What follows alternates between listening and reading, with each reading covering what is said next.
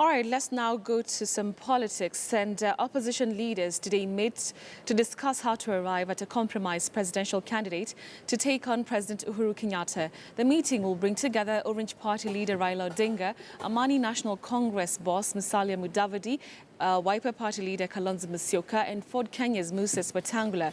The meeting comes at a time when the four leaders have intensified campaigns in different parts of the country to rally supporters to register as voters. The opposition presidential candidate is expected to challenge President Uhuru Kenyatta under the yet-to-be-launched National Super Alliance. Earlier this month, they made a declaration that they are committed to forming a united opposition. His main agenda would be to kick Jubilee from power. All right, so let's now talk to Martin Ndati. He is a political analyst joining me here in studio. Thank you so much for joining us. So it has been about a month since we had the NASA declaration. Then today we are expecting this meeting to take place. Are we likely to see this preferred presidential candidate soon? Are we likely to know who it's going to be very, very soon? I don't think they will unveil the candidate today. Wow. They want to continue playing mind games on Jubilee. Because, you know, once you unveil the candidate, then propaganda starts. And Jubilee controls the intelligence and the security apparatus. So if you unveil the candidate now, it will pose a challenge. Two, they will have to buy time so that anybody who wants to bolt will not have adequate time to go out there and organize a solo run. Right. So that gives them time. But everything else remaining constant, chances are that Raila will be the candidate. Chances are. Very high. But the last time, Martin, we spoke, you felt very strongly that Musalia Mudavadi would actually be, you know, the flag bearer. It would be perfect for him to be the flag bearer. What I said is, you know, Raila is a populist. And if you look at the numbers of 2013, he has more numbers than everybody else. But, you know, being popular and being electable are two different issues. If you want to neutralize the Mount Kenya vote, you bring in a Luyha candidate, and in this case, Musalia. Then that will increase the turnout in Western and the Luyha numbers, which, as per the last register, about 3.4 million. Mount Kenya was at 3.5. Then there are a lot of people in Rift Valley who are disgruntled. So it's easier for those people to gravitate towards Musalia than Raila. You know, they have issues because when they supported Raila very strongly in 2007, but there have been claims that they didn't get the rightful share of government. Of course, the Kalenjin bit of Rift Valley, they want Moism without Moi. They want to enjoy the goodies that they used to enjoy under former retired President Moi. Right. But you know, the current constitutional dispensation will not allow you to dish out things the way they used to be dished out. So the expectations were that if they supported Raila, they would have gotten more. But when he got into the Nusmukate government, there were challenges. Of course, he also mishandled the Kalenjin politics, and it's hounding him up to now, the issues of Mao and the rest of those other issues. So if Musalia were the candidate, he would, and deputized by Kalonzo, they would give Jubilee a very rough time. So let's talk. But now the challenge is, if you are having, with the claims by the likes of Onyangolo that Raila won in 2013, yes, Raila will ask you, on what basis do I cede the ticket? Because I have, if I won in 2013, the 2007 election, there is a very strong belief that Raila won. But the 2013, we have doubts. Because when you do figures, look at the numbers in terms of even the MPs, the senators, the governors, the MCS. In 2007, the Raila numbers in parliament were more. So you can prorata that, and it's very easy for you to realize that Raila had beaten Kibaki in 2007. Yes. But the one of 2013, Jubilee won, but maybe they didn't reach 50+1. There are questions about that. Okay. So it's easy. Raila will take a claim and say that, look, I've run 3 times. I have won twice, because that's what he normally says. And he would ask, why do you fix it when it's working? Because the Kalonzo Raila ticket... But is it working, really? That's what he says. Yeah, that's what he says. Then, of course, he has more MPs, more MCS, more governors. So that is his take to the tickets. So let's talk about the discussions that are currently ongoing. They have a meeting today. What sort of negotiations are ongoing? Is it, this is what I bring to the table? Are they looking at what you're saying, being popular vis-a-vis being electable? The main challenge, first of all, is how do you handle the Luyha equation? Because the Luyha equation is the one that holds key to whoever becomes president in 2017. And it also holds the key to whoever becomes governor in Nairobi. Because when you look at the Luyha numbers, they are huge. And if you have a Musalia ticket and Wetangula sticks there, then the Luhyas will turn out massively. And that will change, it will be the game changer. But if you put Raila as a candidate, you know, naturally you can't put Musalia as a running mate. Because where do you live Eastern? That will be a Western ticket. Yes. Kalonzo has been vice president. Musalia has been vice president. Wetangula has been foreign minister. What do you do to them? So that poses a challenge. And if you have, you know, the presidential system is very complicated because there are only 2 major seats, then the leader of a majority. That is the third senior most. So you can't promise Musalia that he will be leader of a majority. He either has got to wait to be nominated as an MP, or he goes out there and vies as MP for Sabatia, then he comes in as leader of majority if they win majority of the seats. Right. Now, if you promise him prime ministership, then that will mean you have got to change the constitution. That means you are changing the structure of government, so you have got to do a referendum. So you see, that poses a challenge. So the dynamics, how do you handle the 2 Luyha guys? Wetangula is here, Musalia is here. And there are emotions, the Luyha nationalism. The Luhyas are saying, we also want to be as tribal as everybody else and vote the way the rest of the guys are voting. So, because Wetangula and Musalia have been telling the Luhyas out there that we've not done much for you because we didn't have the presidency. So the only thing that will help you, your problems go away, is of course that is debatable. But you see that they have whipped up emotions. So if Raila is a candidate deputized by Kalonzo, what are they going to tell the people? Because you know, don't just tell them, we want to remove Jubilee. When you remove Jubilee, the people ask you, what is our stake? Right. Yeah. And you told us that the only way we can get our problem solved, in quotes, is by getting the top seat. Right. So that poses a challenge. And if Raila is a candidate deputized with Wetangula, deputized with Kalonzo, then there might be voter apathy. A slight drop in the turnout in votes in the Luyha nation. If Musalia is if Musalia is not, no, if he's not the flag bearer, then that would pose a challenge because there is bound to be voter apathy. In Western and the Luyha vote. You know, the Luyha vote in Western, as per the 2013 numbers, was 1.6. The ones out here, 1.8. So if there is voter apathy, then there is no way the opposition will win. So then how are they likely going to balance all those things that you're... It sounds so complicated. It is complicated. And you see, when you have Raila running for president, deputized by Kalonzo, then you have Kidero running as governor, deputized by Mweke, then the Luhyas are not part of that equation. Because how do they fit in? Because they would ask you, they have shared out the national cake. They have also shared out the city. And you see, the Luhyas are the second largest voting bloc here after the Kikuyus. So that poses a challenge. And you know, the truth is Kenyan politics is still tribal.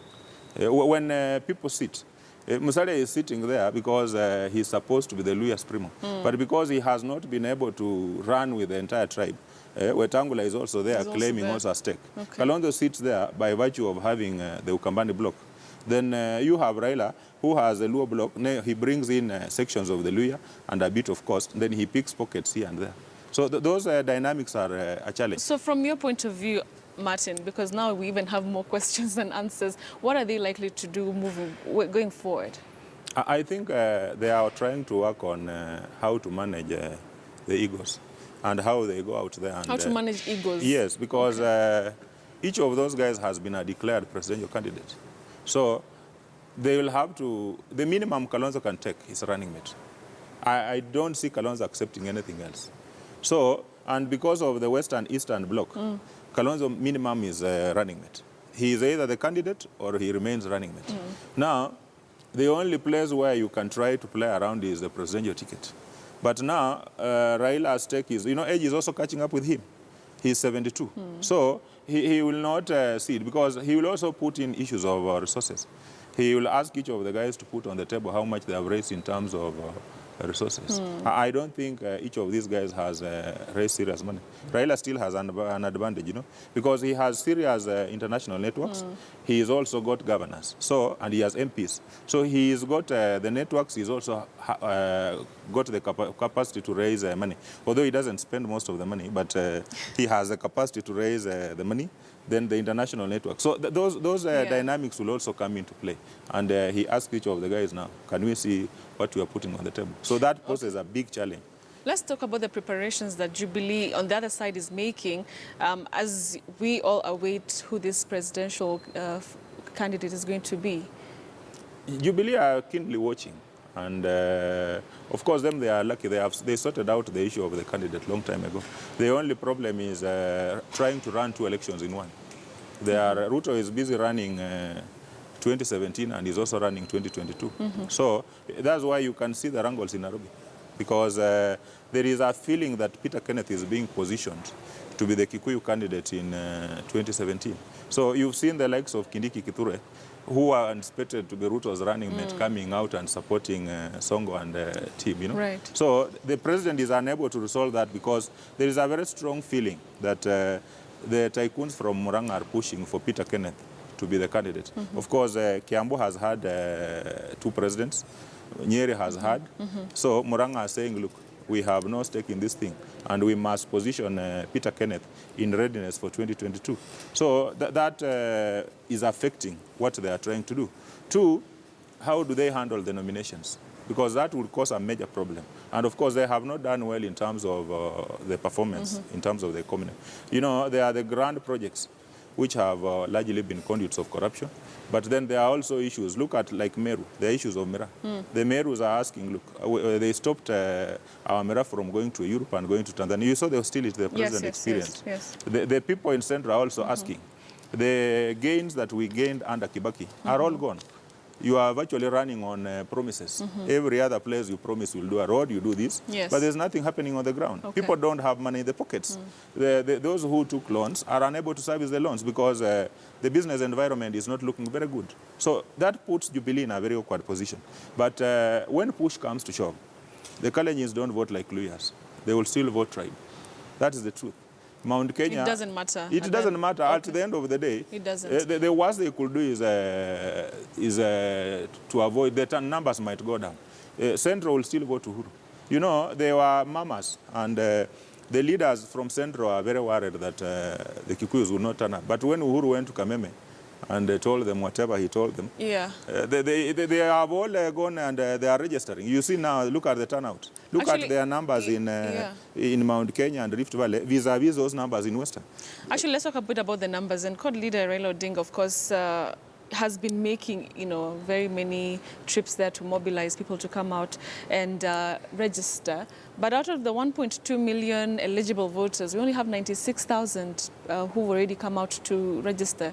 How much of a concern is that to Raila Odinga, or there is still time? There isn't much time. Good idea, poor strategy. Central and Mount Kenya and Rift Valley, Uhuru and Ruto are putting money.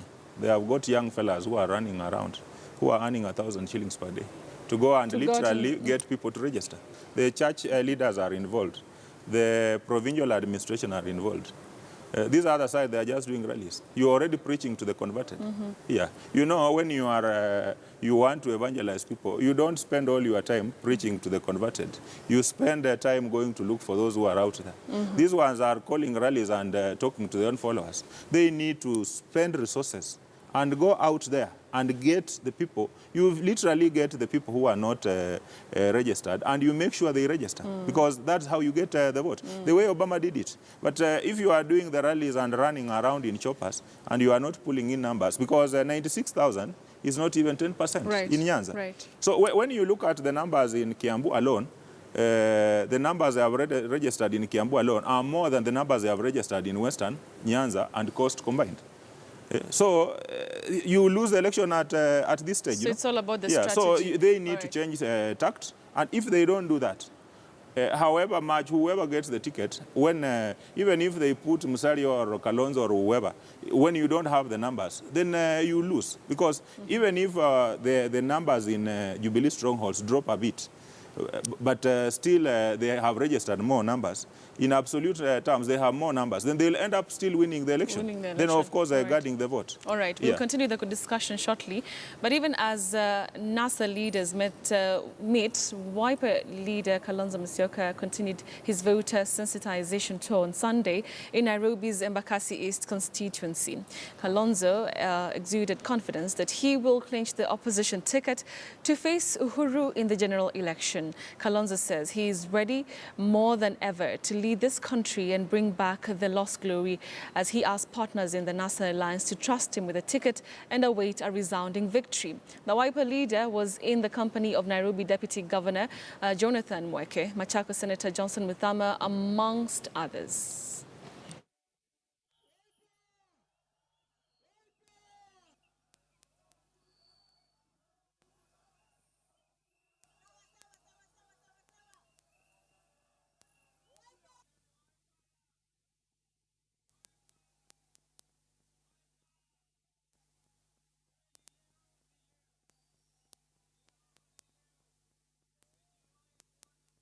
This is the time.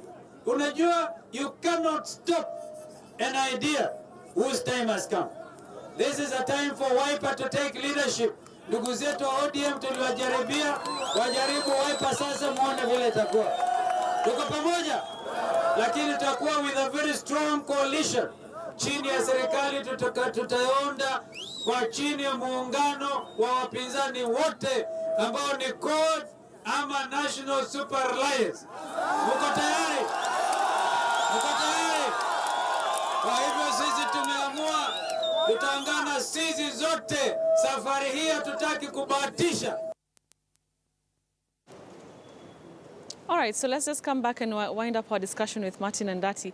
So the question is, I mean, you've heard the Kalonzo Musyoka saying that, you know, all these other partners should trust him. Don't you think this is creating more confusion, even to the electorate, on who really is going to be the flag bearer? As much as they're holding their cards tight to their chest, but I mean, is that working really for them?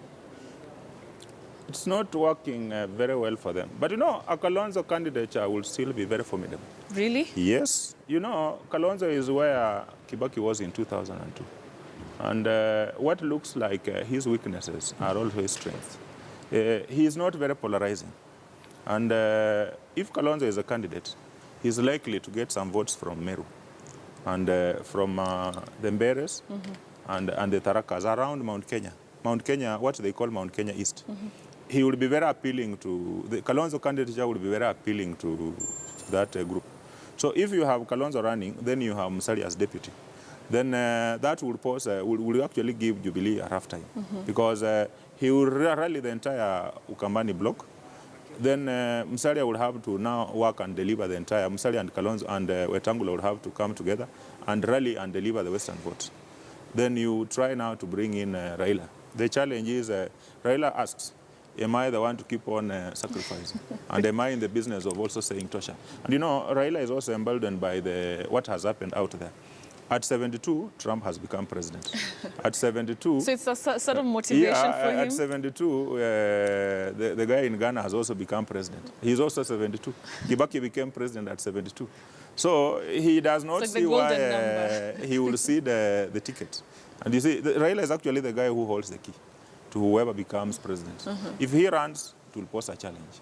If he decides to endorse any combination of those guys, Uhuru and Ruto will go home. I can tell you that for free. But is it, let's say he decides that he's going to be the flag bearer. Are you saying that he does not completely stand a chance, or what would he need to do to kick Jubilee out of power? He will have to work very hard.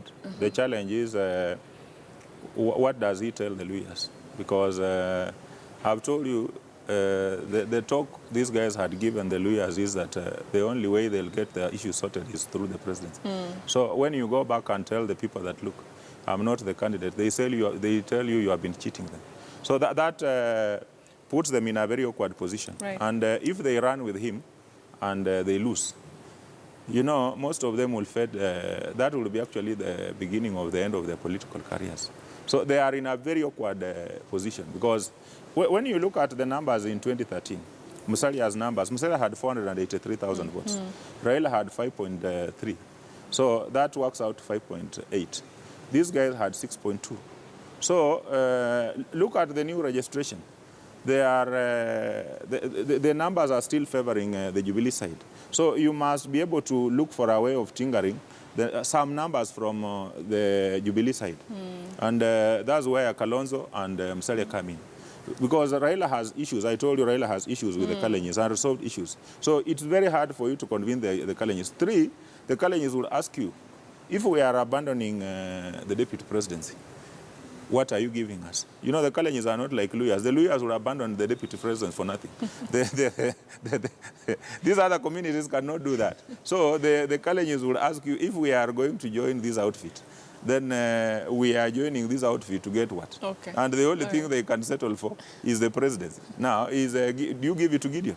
Even if you are to give Gideon the ticket, can Gideon win the presidency? I doubt. Not not this one of 2013. 2017. Okay. So there are those dynamics. All right. And they have their technical teams. But I'm sure the Jubilee guys are watching. The intelligence is also working and looking at the numbers. And you see they have an advantage. They are candidates, but they also have the intelligence and the security network. So they are able to eavesdrop and see what the other side is planning and what they are trying to do. Wow. Yeah. Complex situation, but we'll be waiting to see what happens. Let's see what happens after this meeting. Maybe they will have some declarations of some sort. We hope so, and wish Amina, our CS, well, because that's a prestigious job, and she's done a good job. Right. And she's a woman who has done so much. So there are no limits. Even you tomorrow, we should expect you to be a CS. Oh, yes, please. Then the By next all time, means necessary. you know, so it gives ladies like you an opportunity that if you are determined and with a little bit of support, you can go places. Breaking barriers. Yeah. Thank you so much, Martin, Thank you so much, Betty. for your thoughts. We'll be seeing you soon. All right. So Martin Ndati is a political analyst. Remember, he's